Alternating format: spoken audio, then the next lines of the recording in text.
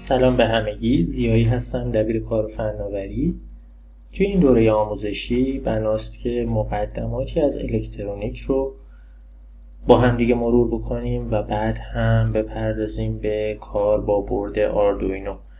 سعی شده توی این مجموعه آموزشی مقدمات به صورت کاملا ابتدایی و برای افرادی که هیچ زمینه قبلی از الکترونیک ندارن آموزش داده بشه تا دانش آموزان بتونن خودشون رو با این دوره تطبیق بدن. بعد از اینکه پایان این دوره برسه، شما طبیعتاً باید یک درک مقدماتی از الکترونیک داشته باشید، خطوات الکترونیکی رو بشناسید و بتونید با بورد آردوینو کار بکنید، مدارهای ساده رو بتونید ببندید و برنامه نویسی آردوینو رو بتونید انجام بدید. برای شروع کار یه دوره کوتاه روی مقدمات الکترونیک و مباحث پایه‌ای در الکترونیک انجام خواهیم داد. خب بیایید از اینجا شروع بکنیم که الکتریسته چیست. الکتریسته پرکاربردترین شکل انرژی توی دنیای امروز ما یک فرم از انرژیه که میتونه به دو صورت کلی وجود داشته باشه: الکتریسته ساکن و الکتریسته جاری. الکتریسته ساکن مال زمانی هست که بار الکتریکی توی یک نقطه تجمع پیدا میکنه و الکتریسته جاری زمانی هست که الکترون ها از یک نقطه به نقطه دیگه جریان پیدا میکنن توسط یک هادی الکتریکی یا رسانا.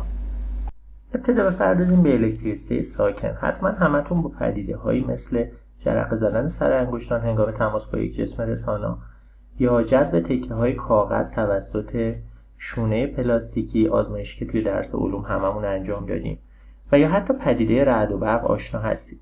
همه اینا مرتبط با الکتریسته ساکن هستن. البته آخری رو باید ذکر بکنیم که تخلیه الکتریسته ساکن هست، از ابر به زمین یا برعکس. اگر بخوایم بدونیم همه اینها چطور اتفاق میفته، باید به اتم یه نگاهی بندازیم. اتم ها همون جوری که میدونید از 3 ذره الکترون، پروتون و نوترون تشکیل شدن. الکترون ها دارای بار منفی، پروتون ها دارای بار مثبت و نوترون ها خنثی هستند. بار کلی اتم خنثی هست چون تعداد الکترون ها و پروتون هاش همیشه برابره. اگر بخوایم به الکتریسته ساکن یه ذره کلی‌تر نگاه کنیم، خب میدونیم که وقتی اتم ها الکترون از دست میدن بار مثبت پیدا میکنن و وقتی الکترون جذب میکنن بار منفی پیدا میکنن. همینطور میدونیم که بارهای همنام همدیگر رو دفع و بارهای ناهمنام همدیگر رو جذب میکنن. منتهای مراتب همه این مباحث خارج از بحث آموزش آردوینو هست. چرا؟ چون ما توی آردوینو به بحث الکتریسته جاری میپردازیم و اینکه جریان الکتریکی چجوری کار میکنه و باعث راه اندازی مدار ما میشه. صرفاً این بحث بیان شد که هم آشنایی باشه با الکتریسته ساکن و همین که در مورد بورد آردوینو یا سایر بوردهای الکترونیکی، الکتریسته ساکنی که داخل بورد تولید میشه باید یه جوری تخلیه بشه که این جزو نکات ایمنی هست که شما حین کار باید رعایت بکنید تا به قطعاتتون آسیبی نرسه.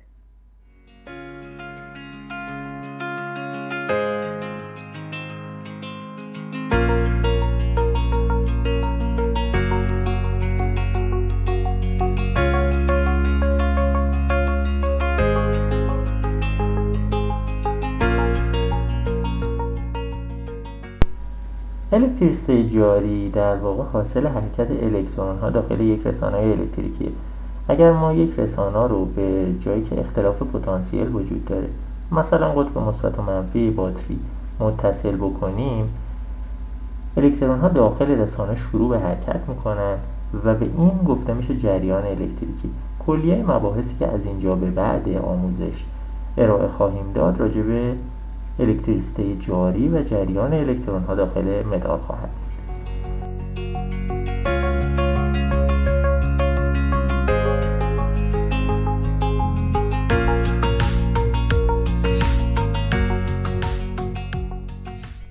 از اینجا به بعد به معرفی 3 کمیت اصلی الکتریسته جاری یعنی مقاومت، جریان و ولتاژ خواهیم پرداخت. ابتدا ولتاژ الکتریکی یا همون اختلاف پتانسیل عامل حرکت الکترون ها داخل مدار هست، یعنی نیرویی که باعث میشه الکترون ها توی مدار جریان پیدا بکنن. واحد اندازه‌گیریش ولت هست و خب به خودش ولتاژ گفته میشه که از نام الیساندرو ولتا، فیزیکدان ایتالیایی گرفته شده که اولین باتری رو اختراع کرد. مدار رو در شکل ببینید. فرض کنید که بین قطب مثبت و منفی باتری ما 5 ولت اختلاف پتانسیل وجود داشته باشه. این 5 ولت باعث میشه که به الکترون ها نیرو وارد بشه و الکترون ها شروع کنن از قطب منفی باتری به حرکت در اومدن و توی مدار جریان پیدا بکنن. البته زمانی که مدار برقرار هست، دقت بکنید کلید قطع میشه، جریانی هم برقرار نیست و این جریان الکتریکی باعث میشه که لامپ در مدار ما روشن بشه. دقت کنید که ما راجع به اختلاف پتانسیل صحبت میکنیم، یعنی ممکنه مثلا پتانسیل قطب مثبت رو 5 و قطب منفی رو 0 در نظر بگیریم. البته این اعداد فرضی هستن، ممکنه پتانسیل قطب مثبت 0 باشه و قطب منفی 5 باشه، باز هم اختلاف همون 5 ولت خواهد. برای واضح تر شدن مسئله بذارید با مثال تانک آب جلو بریم. اگر فرض کنیم این تانک آب باتری ما باشه، ارتفاعش میشه اختلاف پتانسیل یا همون ولتاژی که ما داریم و فشاری که توی خروجی تانک هست، توی لوله خروجی فشاری که روی آب وارد میشه اون نیرویی که به الکترون ها وارد میشه. هر چقدر مقدار انرژی ذخیره شده داخل باتری ما، یعنی حجم آب بیشتر باشه، طبیعتاً فشاری که روی خروجی میاد بیشتره و شدت جریان بیشتری رو خواهیم داشت، یعنی حرکت الکترون های بیشتری رو در هر لحظه خواهیم داشت. خب طبیعتاً به جریان الکتریکی خواهیم پرداخت. کمیت بعدی که بهش میپردازیم شدت جریان هست. واحد اندازه‌گیریش آمپر هست، با آی توی مدار نشونش میدیم. شدت جریان به تعداد الکترون هایی گفته میشه که در هر لحظه دارن از مدار عبور میکنن. هر چقدر که تعداد این الکترون ها بیشتر باشه شدت جریان بالاتر و هرچی تعداد این الکترون ها کمتر باشه شدت جریان کمتر خواهد بود. توی همین مدار توجه بکنید، ما میگیم که الکترون ها از قطب منفی به سمت قطب مثبت حرکت میکنن. به این میگیم جریان الکتریکی. همین رو اگر بخوایم با مثال تانک آب توضیح بیشتری راجبش بدیم، توی این شکل میبینید 2 تا تانک آب داریم با اندازه برابر که اندازه تانک ها منبع ولتاژمون رو نشون میداد یا انرژی ذخیره شده داخل باتریمون رو. اگر اینها رو به 2 تا لوله‌ای که سایزشون با هم یکسان نیست، یه لوله ضخیم‌تر هست و یه لوله نازک‌تر متصل بکنیم، خب طبیعتاً از لوله‌ای که ضخیم‌تر هست آب بیشتری خارج میشه و از لوله نازک‌تر آب کمتر. میتونیم لوله ضخیم‌تر رو سیمی در نظر بگیریم که مقاومت کمتری داره و لوله نازک‌تر رو سیمی در نظر بگیریم که مقاومت بیشتری داره. زمانی که مقاومت افزایش پیدا میکنه جریان کاهش پیدا میکنه توی ولتاژ ثابت و زمانی که مقاومت کاهش پیدا میکنه جریان افزایش پیدا میکنه.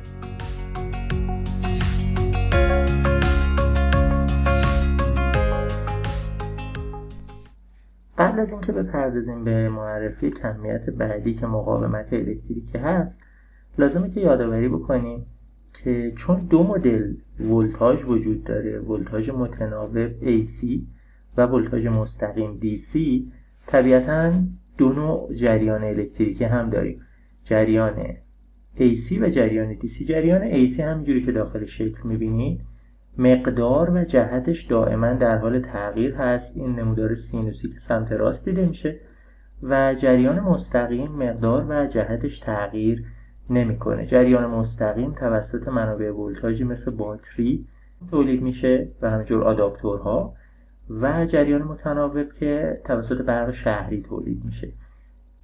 توی بحث آردوینو ما با جریان متناوب اصلا کاری نداریم چون ازش استفاده نمیشه توی قطعات الکترونی و کار ما با جریان مستقیم هست.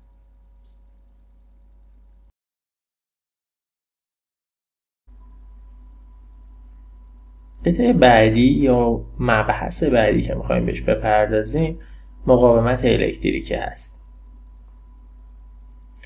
مقاومت الکتریکی طبیعتاً مقاومت اجسام در برابر عبور الکترون ها رو میگه مقاومت الکتریکی. مقاومت الکتریکی توی بعضی اجسام کمتر و توی بعضی از اجسام بیشتره. همینجوری که توی شکل میبینید زمانی که مقاومت الکتریکی کمتر باشه جریان به راحتی عبور میکنه و جریان بیشتری میتونه عبور بکنه، در حالی که زمانی که مقاومت الکتریکی بیشتر باشه باعث کاهش جریان الکتریکی میشه.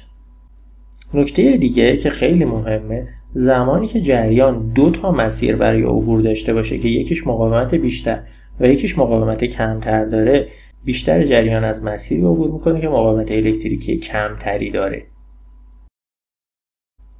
موضوع جالب بعدی قانون اوهم هست و رابطه 3 تا کمیت ولتاژ، مقاومت و جریان. شکلی که میبینید مثلث قانون اوهم بهش گفته میشه که 3 تا کاراکتر V، I و R داخلش هستن. V نماد ولتاژ، I نماد جریان و R نماد مقاومت هستن. فرمول که داریم V مساوی I ضرب در R هست، یعنی ولتاژ مساوی با شدت جریان ضرب در مقاومت. با نداشتن یکیشون به راحتی میتونیم دوتای دیگر رو توی مدار پیدا بکنیم.